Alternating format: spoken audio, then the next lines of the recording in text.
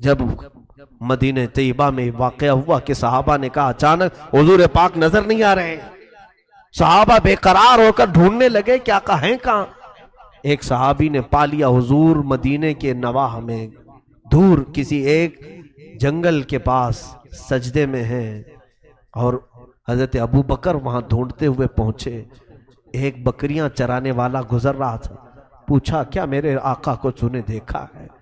رسول پاک صلی اللہ تعالی علیہ وسلم ہمیں کئی لمحے ہو گئے نظر نہیں آ رہے۔ اس چرواہے نے کہا میں نہیں جانتا تمہارا نبی کون ہے، تمہارا آقا کون ہے، ہاں البتہ اس پہاڑ کے پیچھے کوئی ایک آدمی اتنا رو رہا ہے کہ اس کے رونے کی آواز سے میری بکریوں نے کھانا چھوڑ دیا ہے، چارہ چھوڑ دیا ہے۔ حضرت ابو بکر نے کہا یقیناً اس طرح کا رونا تو میرے آقا کا ہی ہوگا۔ حضرت ابو بکر نے پوچھا اس چرواہے سے اے بندے تو بکریاں چرا رہا ہے، رونے والے کو دیکھا وہ کیا کہہ کر کے رو رہا ہے؟ کہا پتہ نہیں امت امت کہتا ہے اور روتا جاتا ہے۔ حضرت ابو بکر بے اختیار روتے ہوئے قریب آئے، سید الانبیاء صلی اللہ تعالی علیہ وسلم کے آنسوؤں سے زمین تر تھی، کہہ رہے تھے میرے آقا رب ذوالجلال کے حضور اے مولا میری امت کو میرے حوالے کر دے، میری امت کو میرے حوالے کر دے، میری امت بڑی بھولی ہے وہ مجھے نہیں پہچانتی۔ سچ فرمایا آقا آپ نے، آپ کی امت آپ کو کہاں پہچان رہی ہے؟ آج ہم نے دوسروں کو پہچان لیا، اپنے نبی کونین صلی اللہ تعالیٰ علیہ وسلم کو پہچاننے سے دور بھاگتے ہیں۔ بتانے کے لیے اگر کوئی کوشش بھی کرے تو ہمارے اخلاق ایسے ہیں، ہم حضور کو سننا نہیں چاہ رہے ہیں۔ دیکھو آج ہمارے گھروں میں جا کر بچوں کو اٹھا کر کے پوچھو، ہر فلمی ہیرو کا بایو ڈاٹا اسے یاد ہوگا، کون کہاں رہتا ہے، کون کیسی ایکٹنگ کرتا ہے، کس کے کتنے فلم ہیں، سارے اسے یاد ہیں۔ اسے اگر میرے آقا کی ذات کے بارے میں پوچھو تو کچھ بھی نہیں جانتا، کچھ نہیں جانتا۔ صحابہ ایک کے بعد دیگرے وہاں آئے، سبوں نے درخواست کی کہ آقا سر مبارک کو اٹھائیں، سجدہ اتنا طویل ہو گیا تو جسم پر تکلیف ہو جائے گی۔ حضور پاک صلی اللہ تعالیٰ علیہ وسلم اسی طرح سجدے میں ہیں۔ تو اس کے بعد صحابہ نے کہا کہ حضور کسی کی بھی بات پر سر نہیں اٹھاتے، مشورہ یہی طے پایا کہ حضرت فاطمہ کو بلایا جائے، اگر حضرت فاطمہ کہیں گی تو حضور ضرور سر اٹھائیں گے۔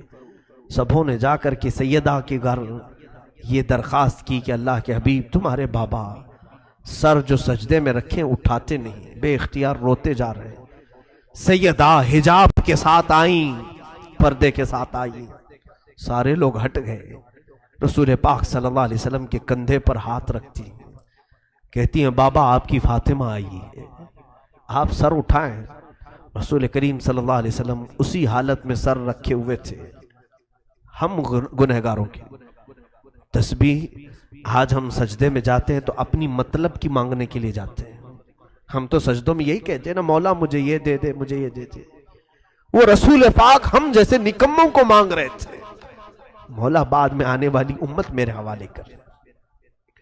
قربان جاؤ اس نبی کے سجدوں پر کہ ہم کو حضور نے سجدوں میں مانگا ہے۔ سیدہ فاطمہ کی بار بار اصرار پر حضور نے سر نہیں اٹھایا، سیدہ کائنات نے صرف اتنا کہا یا رسول اللہ صلی اللہ علیہ وسلم فاطمہ آپ سے وعدہ کرتی ہے آج کے بعد سے مولا تعالیٰ جتنی بھی مجھے حیات دے گا، جب تک کی زندگی دے گا، قسم ہے رب ذوالجلال کی فاطمہ کوئی رات نہیں سوئے گی، صرف آپ کی امت کی بخشش کی دعا کرے گی، صرف میں آپ کی امت کی بخشش کی دعا کروں گی۔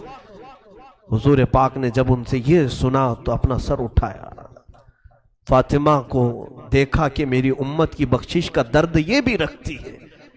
میرے عزیزو ایک بیٹی کی ذمہ داری یہ بھی ہوتی ہے کہ وہ اپنے باپ کی فکروں میں ساتھ دے، باپ جس طرح کی فکر میں ہے اسی فکر میں وہ لگے۔